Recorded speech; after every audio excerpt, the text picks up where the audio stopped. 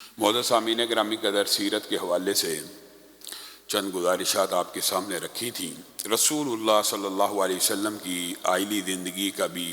ایک اہم واقعہ حضرت جویریہ کا بھی آپ کے سامنے رکھا تھا، اور اس کے علاوہ امی عائشہ کے ساتھ جو واقعہ غزوہ بنی مستلق میں واپسی پہ پیش آیا، اس کا دباچہ اور تمہید گزشتہ خطبے میں آپ کے سامنے رکھی تھی۔ رسول اللہ صلی اللہ علیہ وسلم نے آئلی زندگی اور ازواجی زندگی، بنیادی طور پہ دین نام ہی اس چیز کا کہ جو ہر شعبہ ہے زندگی کا مکمل احاطہ کرے، دین کہتے ہی اس چیز کو ہے کہ دنیا کیسے گزاری جائے۔ لوگ مذہب بیدار بھی ہو گئے، لوگ اللہ کے منکر بھی ہو گئے، اور اگر آپ غور کریں تو یورپ کی اخلاقی انحطاط کا سب سے بڑا سبب بھی یہی ہے کہ انہوں نے ریاست سے دین کو دیس نکالا دے دیا۔ انہوں نے کہا ریاست کا دین کے ساتھ کوئی تعلق نہیں ہونا چاہیے، چرچ کو انہوں نے ریاست سے علیحدہ کر دیا، جس کا بگاڑ آج معاشرے میں آپ سب لوگوں کے سامنے ہے کہ خاندان باقی نہیں رہے، آئلی ازواجی قوانین باقی نہیں رہے۔ رسول اللہ صلی اللہ علیہ وسلم نے تو اس امت کی تربیت بڑی مختلف انداز میں کی، حتیٰ کہ رسول اللہ صلی اللہ علیہ وسلم نے اپنے صحابہ کو ایک مرتبہ کہہ دیا تھا، پہلے بھی یہ بات آپ کے سامنے رکھ چکا ہوں کہ ایک مرتبہ کہہ دیا کہ ان قریب تم مصر کو فتح کرو گے، مصر کو، اور جب تم مصر کو فتح کرنا تو وہاں کے لوگوں کے ساتھ حسن سلوک کرنا، اچھا معاملہ کرنا، بڑی نرمی سے پیش آنا، ان کا احترام کرنا۔ اے اللہ کے رسول،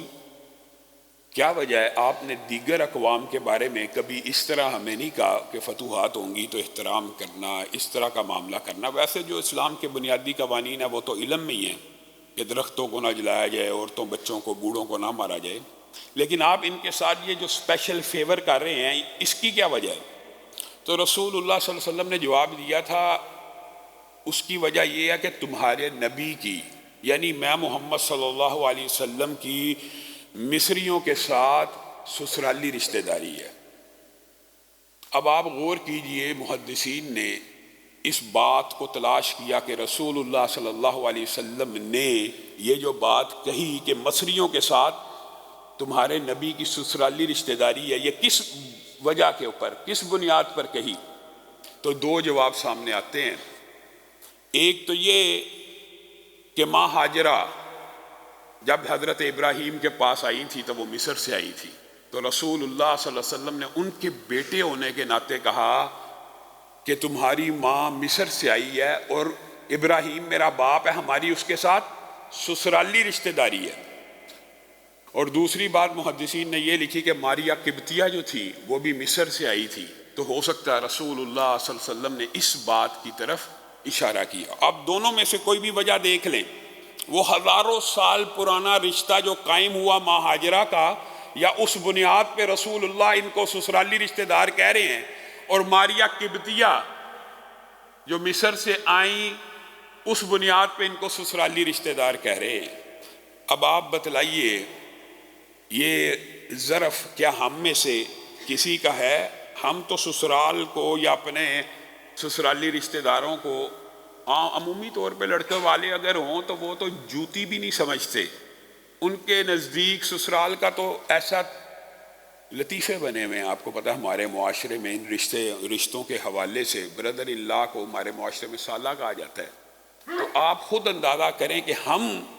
کس معاشرے کے باسی ہیں اور دین ہمیں کیا بات سکھا رہا ہے۔ اور عجیب واقعہ یہ ہے کہ عمر بن العاص کے دور میں جب مصر کو فتح کیا گیا، فتوحات ہو گئی، جنگ ہوئی، جنگ کے بعد جب فتح ہوئی، تیری یہ زمین تھی تجھے واپس کی جاتی ہے، تیری یہ زمین تھی تجھے واپس کی جاتی ہے، تجھے یہ معاف کیا جاتا ہے، تیرے سے یہ ٹیکس اٹھایا جاتا ہے، تم سے یہ جزیہ تھوڑا لیا جائے گا، تم یہ اپنے اموال کو واپس لے لو، یہ جگیر کی ذمہ داری تمہاری تھی، تمہارا ہو گیا۔ مصری حیران رہ گئے، یہ کیسے فاتح ہیں؟ جنگ کیوں کی تھی بھائی؟ لڑے کیوں تھے؟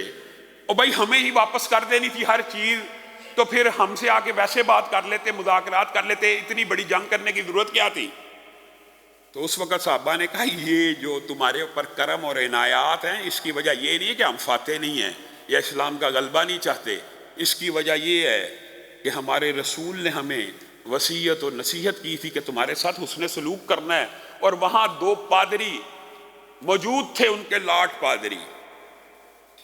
انہوں نے کہا اللہ کی قسم کھا کے کہتے ہو کہ یہ تمہارے نبی نے تمہیں کہا تھا کہ مصریوں کے ساتھ نرم سلوک کرنا اور ان کے ساتھ یہ معاملہ کرنا؟ تو ابا نے کہا اللہ کی قسم ہم اس کے علاوہ کوئی اور وجہ ہی نہیں ہے، اس کے علاوہ ہمارا کوئی اور مقصد ہی نہیں ہے. آپ کو کیا آپ سمجھتے ہیں کہ ہم آپ کو راضی کرنے کے لیے یہ کر رہے ہیں؟ ہرگز نہیں. آپ کے ساتھ جنگ ہوئی ہے، قیدی بن گئے، آپ کو آزاد کر دیا، آپ کو یہ زمینیں دے دی ہیں کہ ہمارے رسول نے یہ وصیت کی ہے. تو اسی وقت دو پادریوں نے 80,000 کے قریب عیسائیوں نے اس بات کے اوپر اسلام کو قبول کیا کہ پادری کہہ اٹھا اپنی زبان سے کھڑا ہو کہ اللہ کی قسم اتنی خوبصورت اور عمدہ وصیت کسی رسول خدا کی ہو سکتی ہے، کسی عام انسان کی نہیں ہو سکتی. یہ ہمارے دین کا مزاج ہے.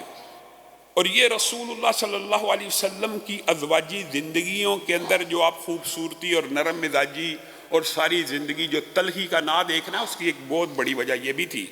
کہ رسول اللہ صلی اللہ علیہ وسلم نہ صرف خود احترام کا رشتہ رکھتے تھے سسرالی رشتہ داروں سے، بلکہ امت کو وصیت بھی کی، نصیحت بھی کی